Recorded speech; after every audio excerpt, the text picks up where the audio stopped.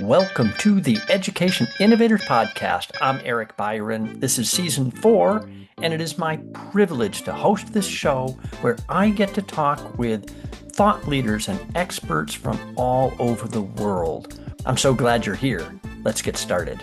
Teachers are great. They are, if I had to pick one thing, that is still the thing I would bet everything on. But they're so much better when they're actually given really high quality curricular materials and then to use as the foundation on which they can then build beautiful things. And so my guest today is Dacia Toll, and she is so humble yet absolutely brilliant and incredibly successful in building schools and curriculum that deliver outstanding education and learning outcomes. So we're going to talk today about her transition from educator and education leader to EdTech entrepreneur and how Mojo integrates into and enhances high quality curriculum. Keep listening. Welcome to the Education Innovators Podcast. Today I have with me Dacia Toll, and she is the co-founder and co-CEO of Coursemojo, which has developed a curriculum-aligned, AI-powered teaching assistant that is leading to impressive gains in English language arts achievement and teacher satisfaction. Now, Mojo provides each student, and this includes students with special needs, advanced students, struggling students, ESL students, each student is provided with a targeted Socratic one-on-one and small group support with support for over 60 languages. So for teachers, Mojo provides real-time data visibility, trends in student misconception, suggested discussion questions, and grading support. Now, this isn't just a promotion for Mojo. We're going to talk about what it is and lots of other stuff, I hope, about innovation in education in general and how we got to here with Mojo. So welcome, Dacia. hi, good to be with you, Eric. Yeah. So how did I do with that intro? Did I capture it? Excellent. Oh, good. Excited to dig in more. Yes. Let's start with some background. So from my research on you, it seems that you've been an overachiever for some time now. Tell us a little bit about Amistad Academy. That's in New Haven, Connecticut, where you still are. And as I just mentioned, I grew up not far from there in Western Mass. Yeah, in 1999, I had the pleasure of being part of the founding team of Amistad Academy and the founding director. We had a wonderful principal, although over time those merged roles, and I was also serving as the principal after our founding principal left. And there was just 30 of us who came together in New Haven from different parts of the community, teachers, a juvenile court judge, couple philanthropists, thank goodness, parents, and other community leaders who said, we want a great school in our community. And Connecticut had just passed charter legislation. And so it was possible to do that, actually with the blessing and support of the traditional public school system here in New Haven as well. And so for 6 wonderful years, I led that school, and the kids and teachers did a pretty remarkable job. And so then that school became another school, and then we expanded to New York, and the Achievement First Charter Network was born. But that original school and the time there was like transformational in my life and education journey. And what made it so special? I think as anybody who's founded a school can probably tell you, I think you put everything into it. It's such a tremendous opportunity to think about what you'd want for young people if you could start fresh. And we actually traveled the country and before founding Amistad and looked at high-performing schools that had served low-income communities with defying the odds statistically with incredible achievement. And they exist. They existed in a number of communities. We went to New York, we went to Newark, we went to California, and we were able to see great schools. And we unapologetically said, hey, can we borrow this? And what do you think about that? And we were able to see the common themes in terms of the emphasis they placed on great teachers and great teaching and creating a powerful community among students, and then a whole bunch of very specific instructional strategies. And so we were able to put that together with our own New Haven flavor for our community and our community's needs. And that's just an incredible opportunity. And then as happens when you go all in that with other people, you just become a family, really, even more than a community. So that was very special. Over the years, my own children went to that school, my biological children. And then over many years, when you stick with anything I was 22 years at Achievement First, so Amistad and the ultimately 41 schools that came out of that. And so my own kids were taught by students who I had taught, who'd come back as teachers. And so that's just very special to be part of such a sustained community for such a long time. Yeah. So this is a theme that reoccurs for me in this podcast. Keeps coming up is the importance of community. Talk to me just a little bit more about that and why that was so important. Was that actually part of what you saw in these other schools you visited, that there was a real close tie to the community and support in the community for what you were doing?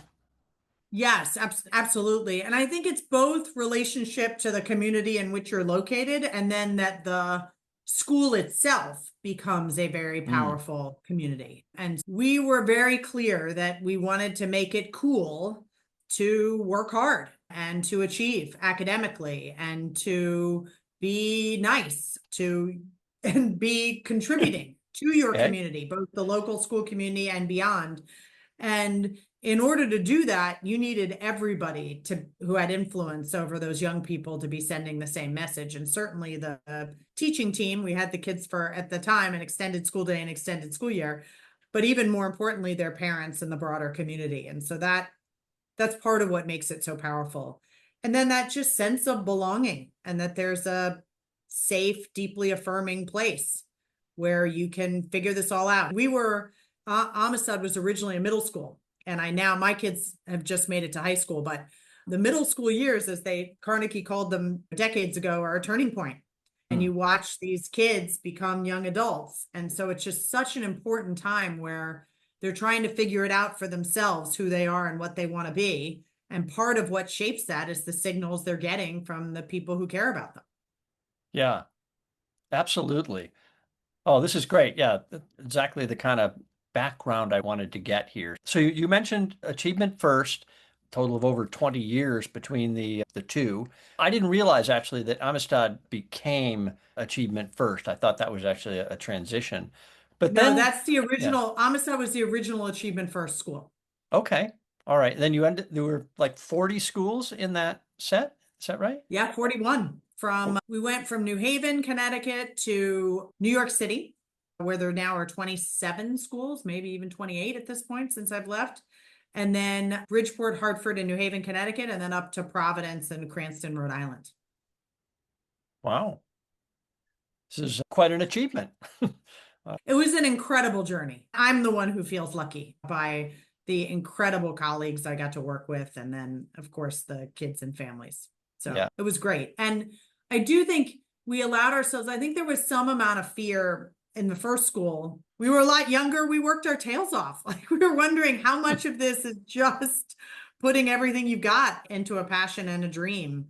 And I think what helped is, as we developed over time, we were able to become more intentional and systematic about the things that worked.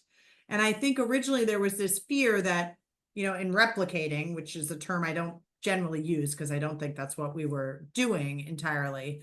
But we had this image of a photocopier, that somehow the next school would come along and be a slightly smudged version of the one before, with maybe something left on the glass that disrupted it. And that was not the case. I think the better metaphor turned out to be software development. That school was version 1.0. And then we were able to take everything we'd learned with humility and said, oh, what could be better and how might we do it better? And then you got version 2.0 and then version 3.0. And it really did get to a place where the new schools we were opening, for the most part, were stronger and higher performing than the originals. And the original school, Amistad, had the greatest gains of any middle school in the state of Connecticut.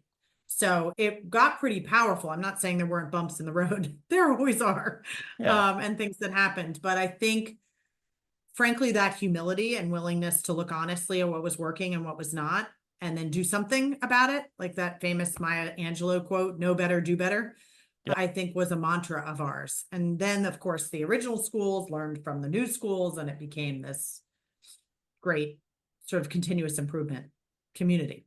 Yeah, yeah. And as such things scale too, right?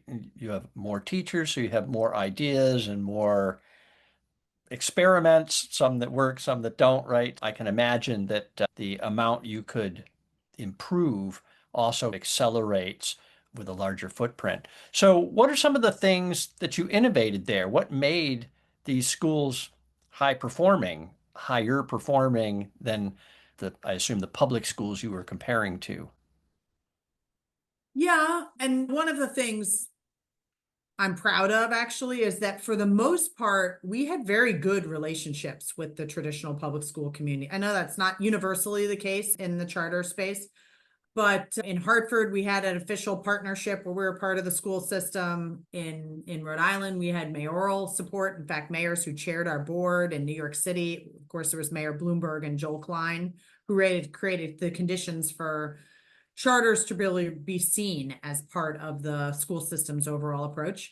But putting that to the side, I think the things that worked for us at Amistad are, in part because we did that research on the front end, are a reflection of what we learned from many others, which is, and especially once the Common Core standards rolled out, that was I will say again, with humility, that when the Common Core standards hit, our historically high performance took a big haircut.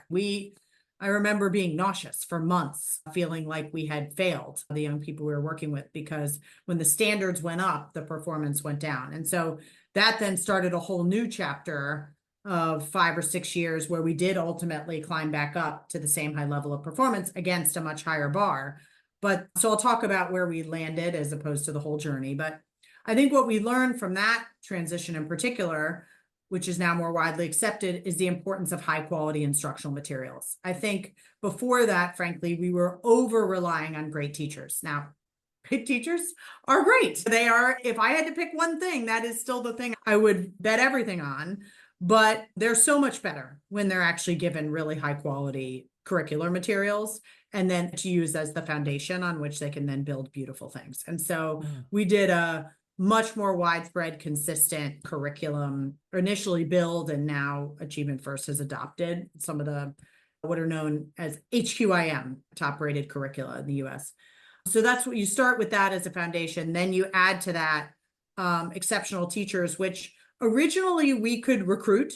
Frankly, we were just looking for the best teachers and we didn't need that many of them. And we put a lot of time and effort into trying to identify them and get them to come join our team. But as we scaled, that was no longer possible. And you really had to have an approach to developing great teachers, to hiring people with big hearts and receptiveness to feedback and commitment to team. And of course, love of kids. And then we just invested a ton in our initial teacher professional development, was 3 weeks long with a lot of practice-based PD. We ultimately co-founded with others Relay Graduate School of Education, and then they still play an ongoing role, very important in our teacher residency program and as our teacher pipeline. But the right combination of values and best practices and lots of practice to get folks up to speed quickly, and then ongoing coaching. So every teacher had a coach and was observed and coached weekly, not in that sort of high stakes evaluative way, but in that genuinely supportive way. Over time, we moved to real-time coaching. So somebody didn't come in and sit in the back of your room and take copious notes. They came in and helped you figure out what was going on in that classroom right now and what to do about it to make it incrementally better. And so more like a personal trainer, less like an evaluator. Yep. And so that was a big step forward for us. And the same for school leaders. So we started a 2-year principal in residence program so that we identified our highest performing deans who were interested in leadership and invested in them for 2 years. Normally this portion of the second one of which they spent with one of our highest performing principals, so that when they then went to launch or take over at school, they just had such powerful modeling of effective practice for them. And all of us had coaches, including me and all of our regional superintendents. So that, I think those were probably the 2 biggest things. We could go back to community, but when you got the right leaders and teachers, they ultimately built the strong communities as well. Anything pedagogically, project-based learning, or Anything maybe a little different that you guys were trying there too that worked? Yeah, so I do think overall the core of Achievement First was more about execution and talent development transparently than it was about some big new innovative thing. Effective execution at scale maybe was more innovative than it should have been. That said, we were always had a couple things that we were trying to figure out. The biggest R&D project that we did was called Greenfield Schools, where we actually allowed ourselves to start over. We partnered with IDEO, the design firm, and went through a complete design thinking process, went back out and did that national tour of successful schools. And in that model, which ultimately a number of features of which got ported over into the traditional Achievement First model, we did a couple things. One, we tried to focus more on student passion and interest than I think our traditional model was, covering all the core subjects and ultimately leading up to AP exams and almost all of them. And this had more student choice and interest, we doubled the amount of electives the kids had. And so and ultimately had pretty spectacular dance and music and increasingly strong athletics, because that, as we know, as educators and as parents, matters really importantly as well. We also created these things called expeditions, where we would pause the traditional school schedule and 3 or 4 times a year have kids be able to choose from a curated list of experiences, often with a career orientation, because our graduates would say to us when they were headed off to college and had to choose their major, like it was, they didn't know what to do. They hadn't been exposed, frankly, and that's on us, to enough wide-ranging career opportunities. We had all sorts of expeditions in music production and medicine and technology, and the kids could go deep for 2 weeks in something, and that had a strong project-based learning component to it. Also strong community connections, partnerships with local community organizations, and that was an enhancement. We did more self-directed learning. There was a set of things to try to improve on what we were doing. Cool. So tell me about your first iteration, right, was after you left Achievement First, was Step Mojo. And then I guess you pivoted to Coursemojo. But tell me the connection. So from AF, Achievement First, to Mojo, what brought that on? When you come up on 20 years leading an organization, I think you have to ask yourself, what's best for this organization I love? And secondarily, what's best for me in this next chapter? And I think there are beautiful things about founder-led organizations. There's also uniquely dysfunctional things about founder-led organizations. So it was time. I was super proud of Achievement First and felt it was time for the organization to take the next chapter. So went through a succession process there.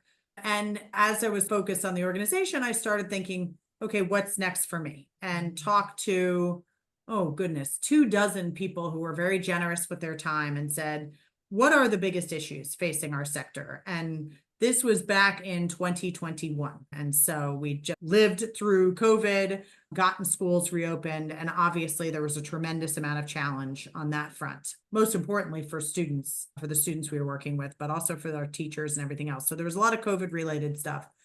But we also at Achievement First at the time, as part of the leadership transition, we were going through a vision process, and I had the pleasure of sitting with a whole bunch of our high school students and alumni and saying, what did we get right? And what do you want?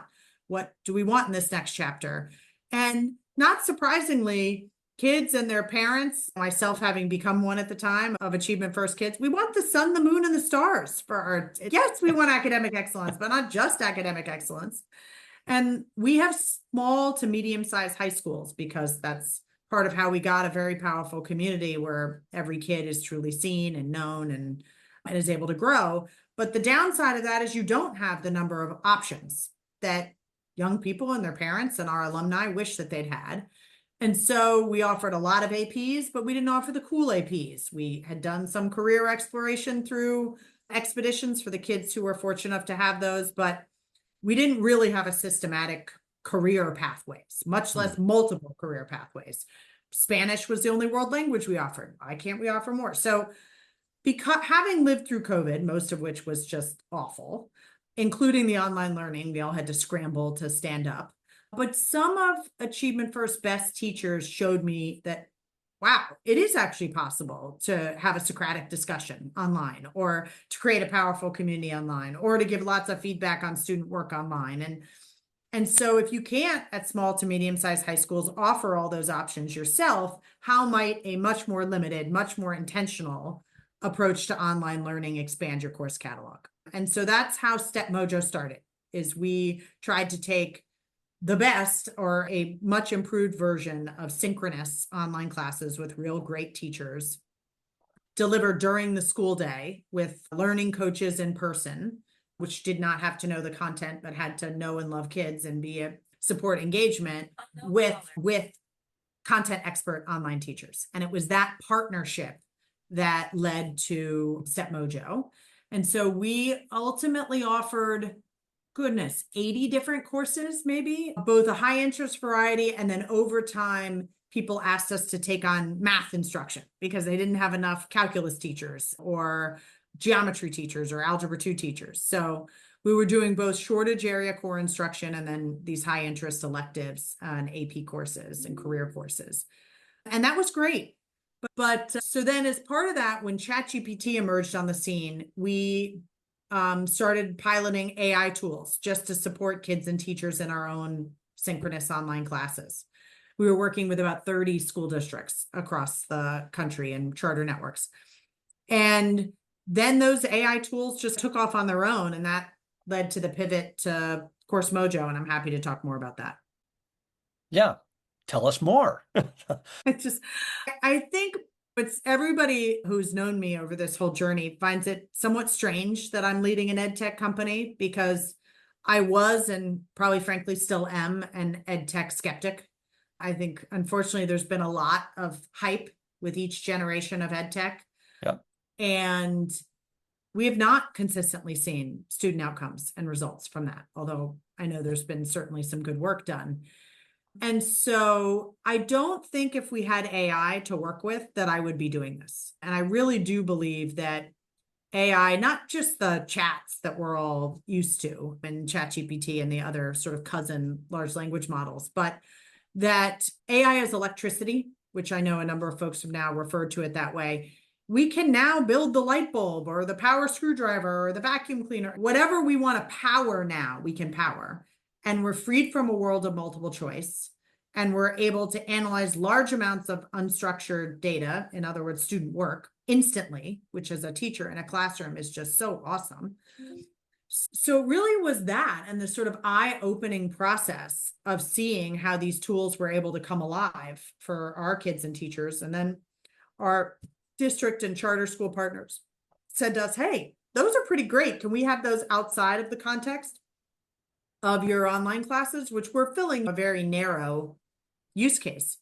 And so then we started piloting with English language arts, which is where I think the AI is at its best, because as a language model. And we were, as we discussed earlier in my Achievement First journey, we're very committed to high quality instructional materials.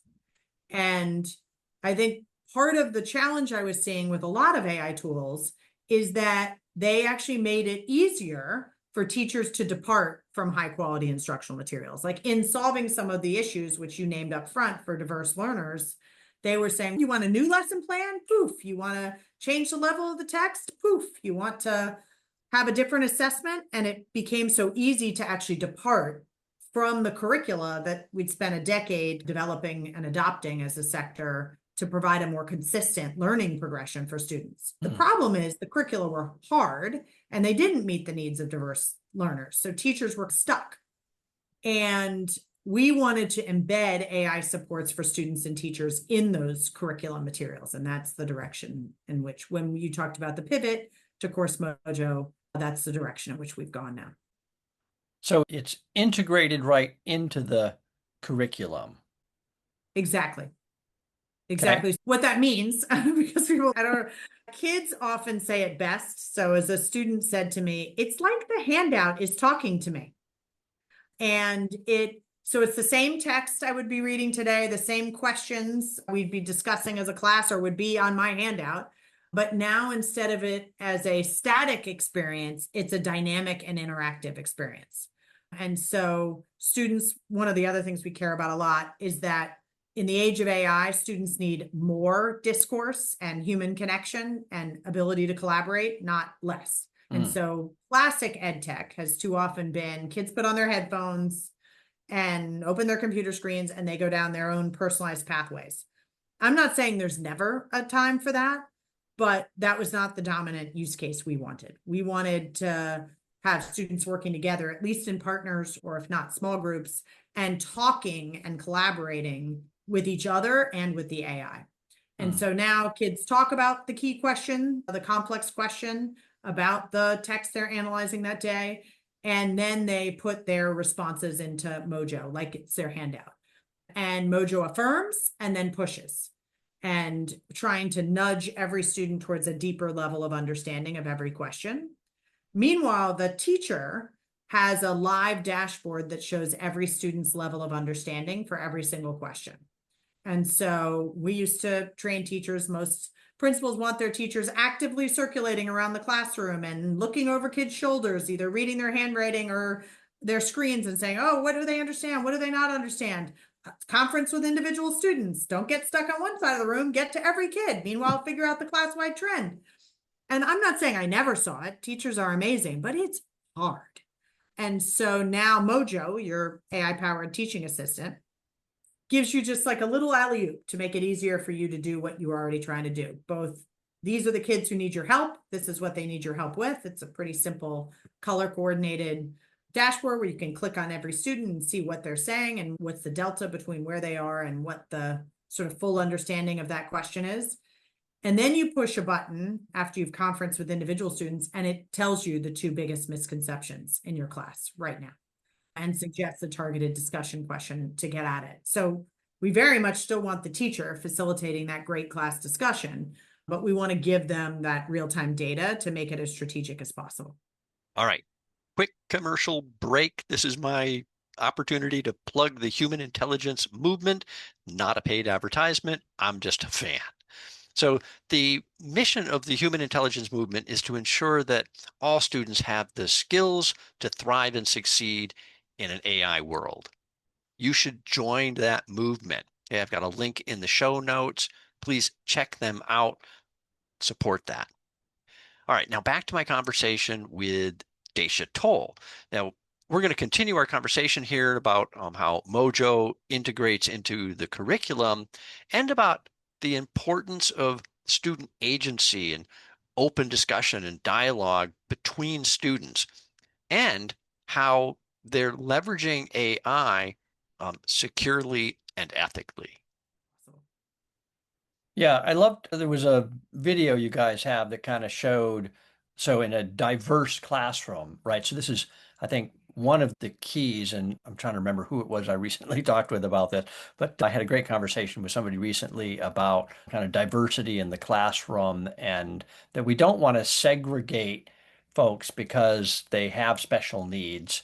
We still want them in that community to have that feeling they're part of the classroom, but they may need a little extra attention on something to get them to that same level. Or they may just be an introvert and they don't have the confidence to speak up necessarily. So how do you do that? How does Mojo adapt to the individual there to kind of get them to that level of understanding so they can participate in a group discussion? Yeah, that's central to what we're trying to do. And you said it beautifully. Like, we don't want to lower the rigor of the text or the task, but we definitely want to help students with additional scaffolds as they need it. There are a whole bunch of accessibility features baked in. So if students who need read aloud, they can get read aloud. Students who need targeted language support, as you mentioned up top, in 60 different home languages, the AI can provide, can help them understand specific words, can translate a question for them. We continue to re-anchor in English, but there's lots of on-demand sort of personalized support for multilingual learners. And then the main event is responding to the student response, the way a good tutor would, which is to hear your response to the question, to try to figure out what you understand and what you don't understand. And one of the things that makes our approach, I think, higher quality, but also limits our ability to do lots of content, is we actually have question-specific rubrics. So a lot of AI have more generic rubrics or for what it's looking for, like we want a topic sentence and text evidence. We're saying to answer this question about this task, this is the 101 level of understanding, which is often a literal understanding. This is the deeper understanding, which often relates to theme or author's craft, depending on the nature of the question. And so in our case, we're using the AI not to say, did Eric have a good answer? But rather, did Eric understand this part of the question? Did they understand this deeper part? What about this text might be confusing Eric? And so the quality of the Socratic back and forth, again, the AI starts by affirming what you've already noticed, because most kids are not completely lost. If they're completely lost, we have a different approach, but they normally have a little kernel of something, and it's about building on that and then asking the next just right Socratic question. Right. And it's not that Mojo alone gets every kid to understand every question fully. They don't. They have their wonderful partner, which we care a lot about, the sort of peer interaction. And then, of course, the teacher has the dashboard to come and support.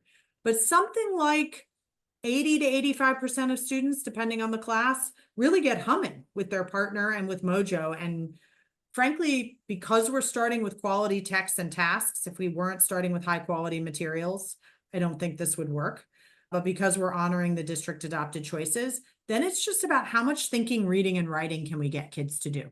And how much feedback can we get them on their thinking, reading, and writing? And because kids find Mojo inherently engaging, Mojo gives little emoji likes to your messages. And when you get a 3 out of 3 on your writing, there's a GIF and it's different every day. So those little things turn out to matter, but we don't want to overly gamify. We're just celebrating student thinking and student work. So kids just put in more effort, and then they get more feedback on that effort, and they use that to improve and revise their thinking and their writing. Awesome. I love it. It's certainly not, I feel so blessed to have another journey of doing this important work with great people and trying to get better every day. Yeah. So let's dig in a little bit, if we can, on the tech here and the use of AI. So Yep. what LLM models are you using, and what are the guardrails that are in place to make sure that these interactions stay on topic and age appropriate, that sort of thing? Yeah, great question. We use several AI models. We use some of the open AI models, GPT 4.0 and 4.1 in particular have been a bit of a workhorse models for us. And then we also use Claude from Anthropic for our authoring and for other use cases internally. And frankly, our app is LLM agnostic. So we can point Mojo to different large language models for different steps of the student experience and the teacher experience. On the teacher side, we're adding more and more teacher tools. And now we're adding leader tools. Just once you have the student work, your ability to get insights from that student work that are incredibly useful is pretty incredible. We are constantly testing new models and trying to figure out what's best. And then over time, we're also attending to cost, because one of the differences about AI products compared to historical EdTech used to be you just spent money on the front end building a strong product, and then the marginal cost was much lower. Unfortunately, with AI tools, every time a student pings the AI or a teacher does, there's an input and output token cost. And that can be quite expensive if it's used as much as Mojo is used on an almost daily basis, if teachers want to, by every kid in class. And we don't want to do anything to suppress that usage. Like, we think that's great because we haven't talked about results yet, but we're seeing some pretty amazing results. In that sense, we often try to maximize using one of the Mojo's performance using one of the higher powered, more expensive AIs. And then over time, we can optimize to reduce cost a little bit so that it doesn't become something schools can't afford. Right. To your good question about how we control, what are the controls? This is back to what we were talking about earlier. We have a pretty limited but powerful role for the AI. We are not asking the AI to determine on its own if a student answers correct. We're giving it a very clear rubric to use to respond. We're not asking the AI even to figure out the next just right question. We are giving it's building off that rubric, and we're actually giving it a whole bunch of suggested questions to make sure that the learning, the feedback is not just helpful in the moment, but helpful in a transferable way for that reader. We don't just give the AI We don't just ask the AI to give feedback on the writing. We give the AI multiple examples of a 3-level response and a 2-level response and a 1-level response and a 0, and to try to figure out from that. And then the same thing, suggested feedback. So it's very powerful in that it makes the whole experience dynamic.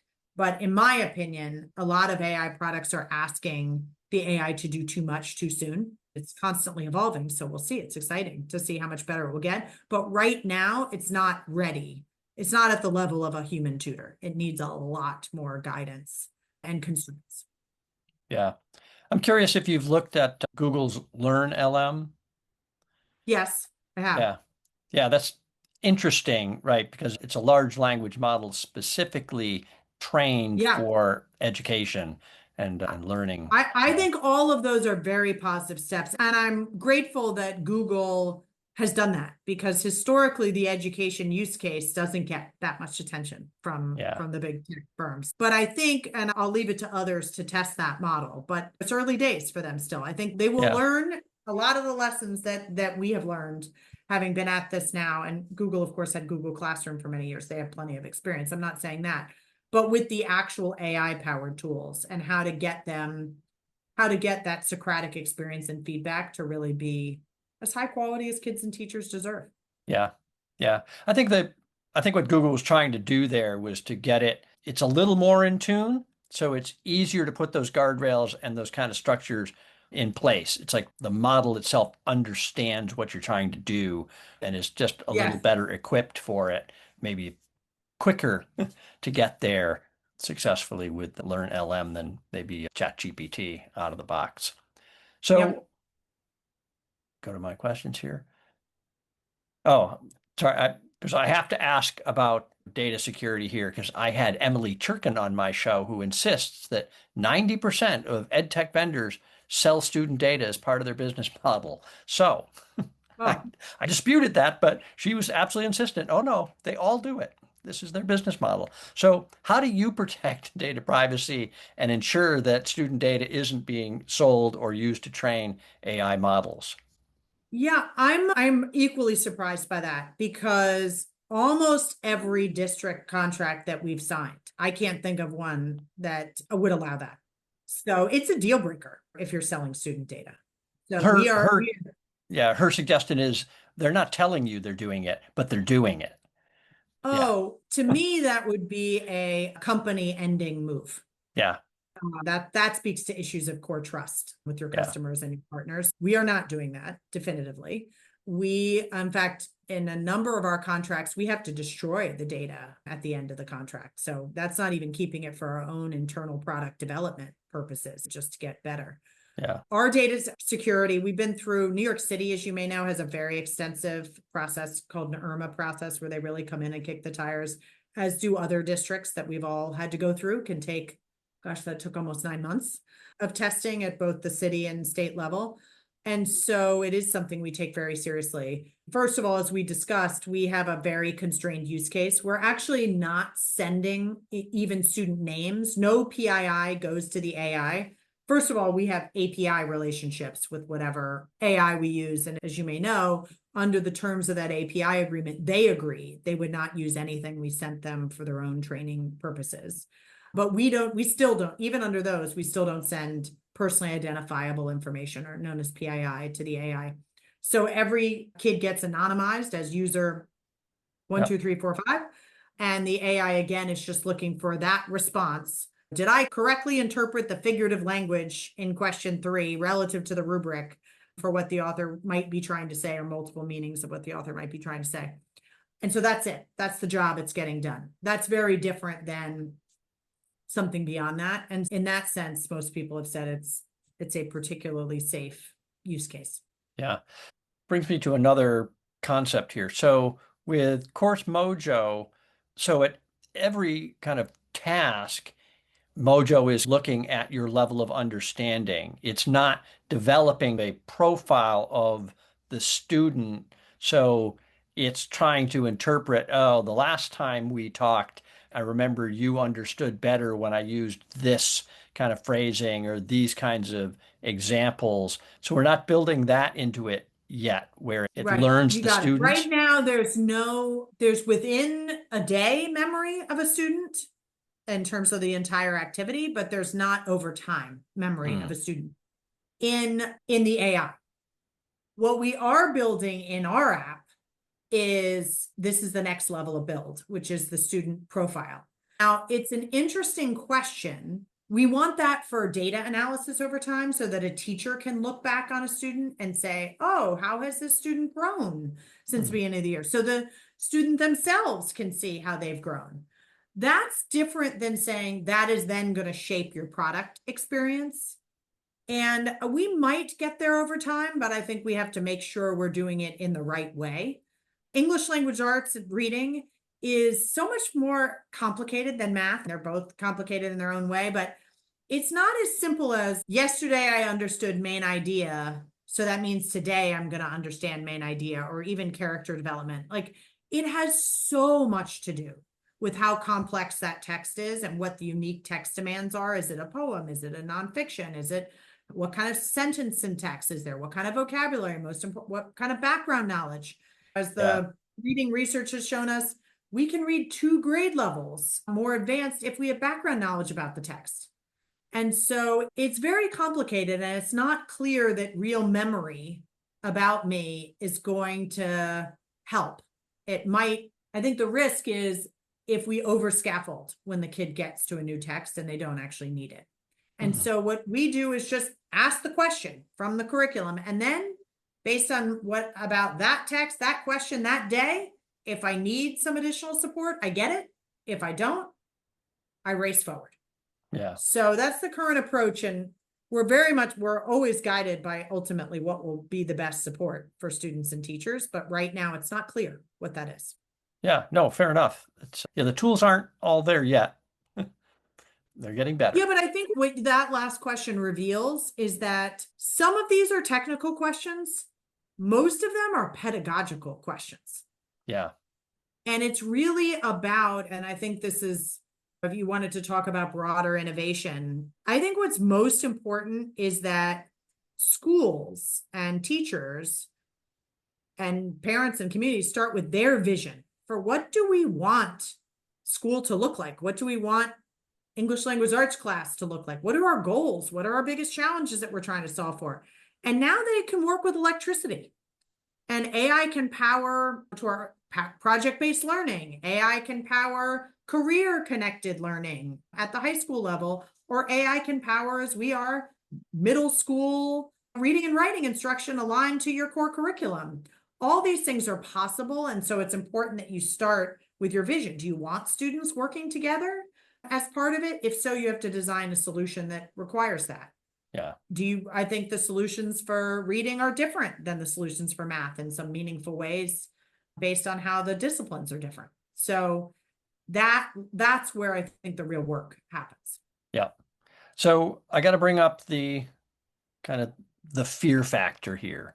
So the tools are getting better and better. At what point do you think there's concern that the tools have gotten so good, and whether it's Mojo or something else, that the teacher is less necessary and that the AI can really teach?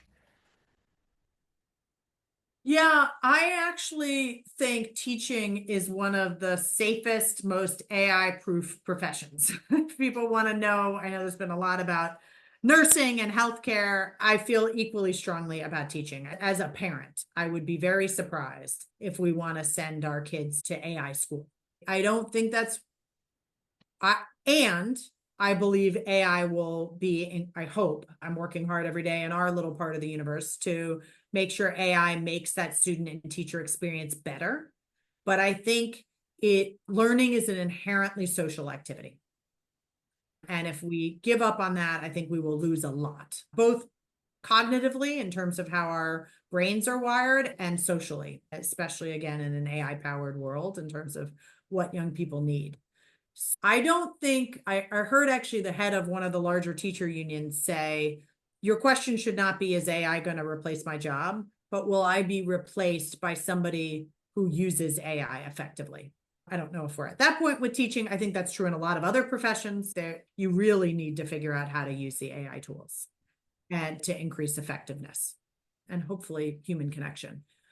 So I don't think that's the fear factor. I think, as the mother of two teenage boys, I think young people are very anxious about what the future is going to bring and what the job market will look like. And I hope that we're having, it seems like sometimes we have two AI conversations. One is, how can AI improve teaching and learning, which is something I care a lot about and I'm working hard on. And the other is, what will young people need in an AI powered future? And what will it mean for their job prospects? And I think those two conversations have to come together. And we have to develop a clearer point of view about what are the competencies that will be needed, what are the professions that will most need the talent of our young people in the future, and then how do we build the learning environments today that are more likely to prepare them for that future. Yeah. You have my complete endorsement there for that answer. I completely agree. I think that teaching is safe. I do think that there may be the best of the teachers, say the teachers who learn to use the AI, they will survive the transition. There may be teachers impacted, particularly the ones who are at this point saying, oh, we're going back to paper and pencil and just banning all use of AI in our classes. I don't think they survive this Well, at some I point. may choose not to. They may choose But not to, too. Yeah, yeah. I'm empathetic for the situation they're in, because right now it is so easy for the kids to outsource thinking to an AI. And so I think they're wanting that paper and pencil to make sure that the productive struggle, you can't take productive struggle out of learning. It's inherent in learning. And sometimes kids don't want to do the productive struggle. They will look for an easier way out, and AI's made it easier. And again, part of what we're having to build into our tools is cut and paste detection and raising flags when it seems like this might not be original work. And that's very challenging to do, but I understand why that's an essential part of the work we have to do.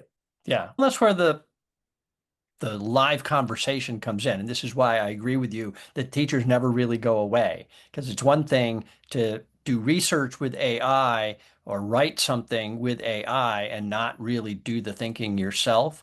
But when you've got to have a conversation with somebody and defend what you Definitely. wrote, the AI is not helping you at that point. You either No. know and can articulate it or you can't.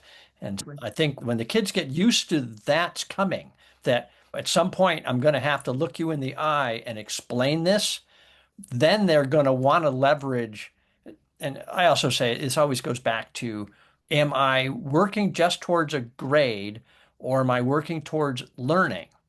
When a kid wants to learn something, AI is not the problem. If a kid just wants a grade, then AI is the perfect cheat. Exactly. So that's the thing we have to overcome. And that starts at a very young age, is getting away from systems that are so geared around grades that, and I think this is a problem in a lot of schools right now, is the teachers need those grades, the students need those grades, the grades become the central thing. And whether it's AI cheating or some other kind of cheating, if the goal is the grade, it's not the learning, then kids are going to cheat. Because, yeah, that's the goal, is to get the A. However, I can get the A. It doesn't matter if I learned it or not, as long as I passed the test and got the grade. So, cool. What else? We're almost out of time here. Anything we didn't talk about you'd like to talk about? I think I would just, to pull back, it's been a pleasure to talk about Coursemojo, and I'm proud of, we're now I think one of only two AI powered reading products that have gotten multiple ESSA Tier 2 evidence of impact, which is a research study. And so we're proud of the results of work we're doing. But I think to pull back to the broader innovation agenda that I know you and many of your listeners are interested in, I would just say, we talked about starting with your goals, your vision. The second thing is, I really believe in piloting at small scale and looking for results, both academic outcomes, but also feedback from teachers and leaders and kids. And then really co-developing. I think any good AI tool right now should be highly receptive to feedback and look for partnerships that are effectively co-design partnerships. We would not be where we are if not for the 16 districts and charter partners who bet on us last year, and we're still very much in it now with about 70 partners this year.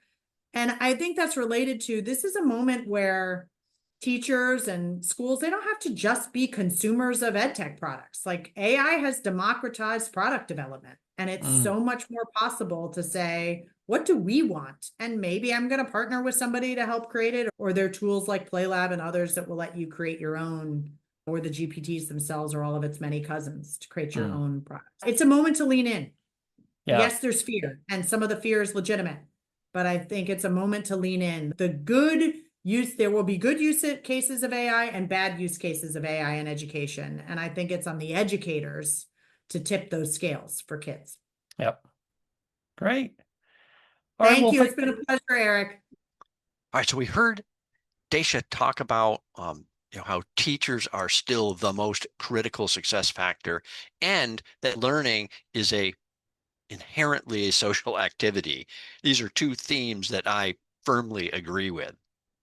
Dacia has a proven track record of success, and I love that she comes across with confidence, yet continues to show humility and understanding that we have to constantly reflect and strive to improve, right? We aren't there yet. There's always room for improvement and innovation.